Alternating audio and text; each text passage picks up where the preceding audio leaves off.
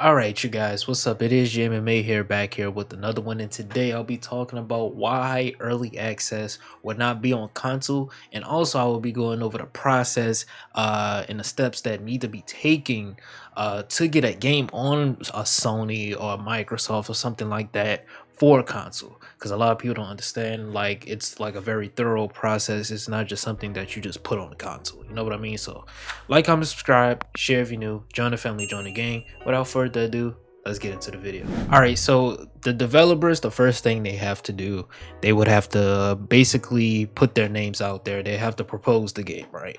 So they'll have to go to Sony, they'll have to go to Microsoft or Nintendo, whatever they're gonna do. They have to go to them and say, hey, we have a game that we'd like to put on your consoles, here it is. And they have to do a list of things before then, right? So let's just say I have a game, right? I have to go to Sony. I say, hey Sony, I got a game.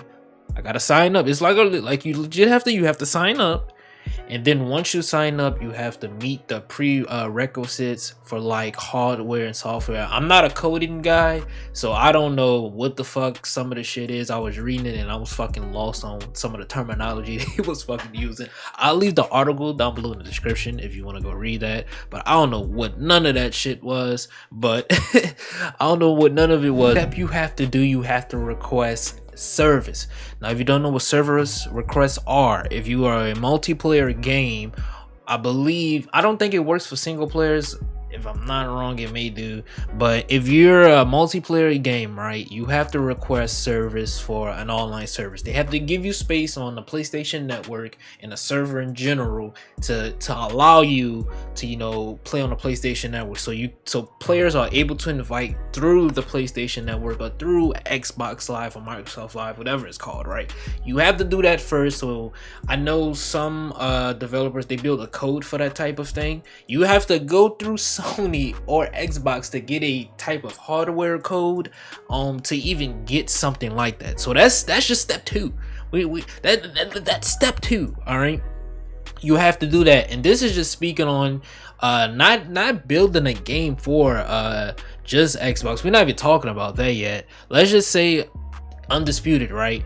They try to port over whatever they have from PC to Xbox or console. It may not work, because, you know, the different hardwares on the hardware that you can run the game on PC is totally different from console. It's two different types of hardware, you know what I mean? So you're gonna have to reconfigure things and things like that. So we don't even know how long that process in itself is going to take.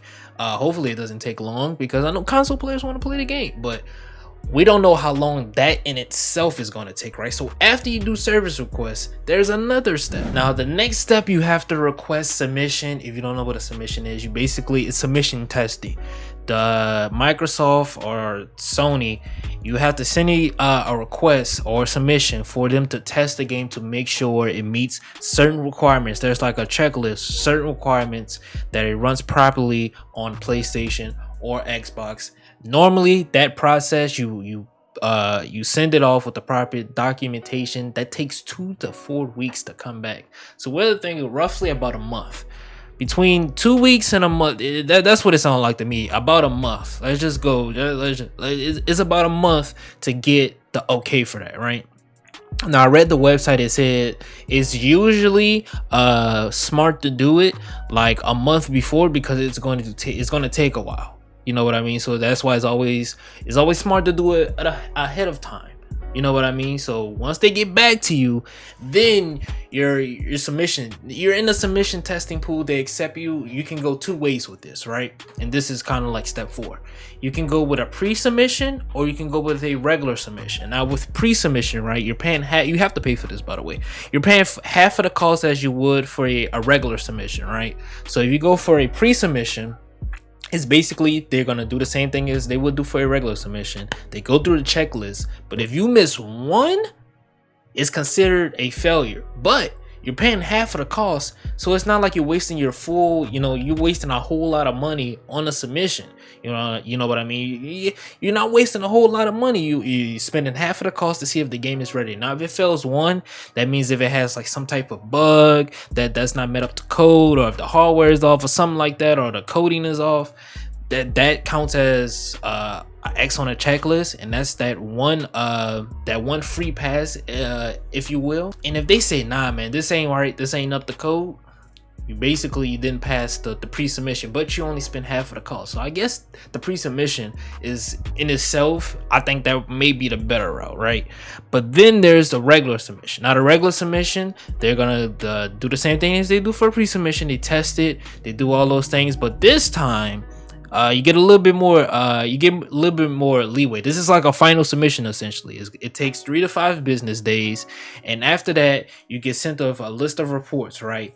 That is wrong with the game. Now if you submit a game and there's no list of reports, you're probably gonna be good to go. But let's just say that it is, right? Now if any of those issues are qualified as bugs or have to be fixed before release, you failed the submission. You failed it, and then you have to fix that and then resubmit again, and you have to pay again, right? That's what that is. But I was wrong. I was wrong about the pre-submission. So your very first final submission is free. I'm sorry about that. It's the second submission that costs. And I'm gonna put it up on the screen. Look at how much that second submission costs. Yeah. It costs that much motherfucking money to submit a game. Now imagine you're an indie company and you have to do this for 2 consoles. That is, oh my goodness, I can't believe I'm about to say this. That is $20,000 to $30,000 you have to spend on just submissions alone. If you fail that second submission, you just wasted $20,000 to $30,000. Now if this was a AAA company, 20,000, 30, that ain't shit, because it's in a budget. That ain't shit. That's just gonna go back to the company. That ain't shit. You know what I mean? They gonna make that back with the game they're releasing. But $20,000 to $30,000 for an indie company, that is a lot of motherfucking money, man. So this is a very tender process. You gotta make love to it. You know what I mean?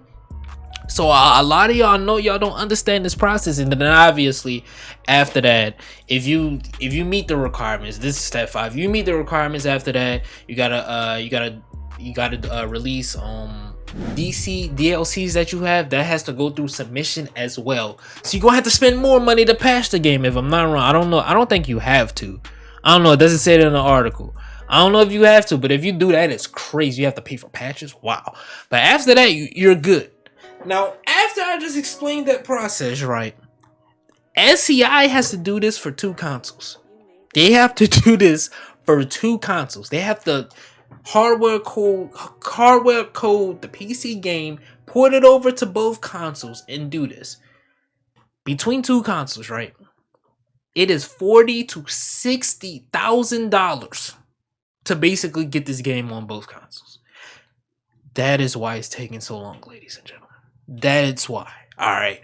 So if you wanted to know, there you go. I hope it explained it. I left the article down below in the description if you want to read it. Alright. Like, comment, subscribe, share if you're new, join the family, join the gang. If you have any questions down below in the comment section, feel free to ask them. Alright. Peace, love, and prosperity. Love y'all, man. Do something productive with your day. Beating your meat. It's not productive. See y'all boys next time, man. It's JMMA. It's been your boy with another Undisputed video. And yeah, love y'all boys. I'll see y'all next time, man. It's been your boy in the moment.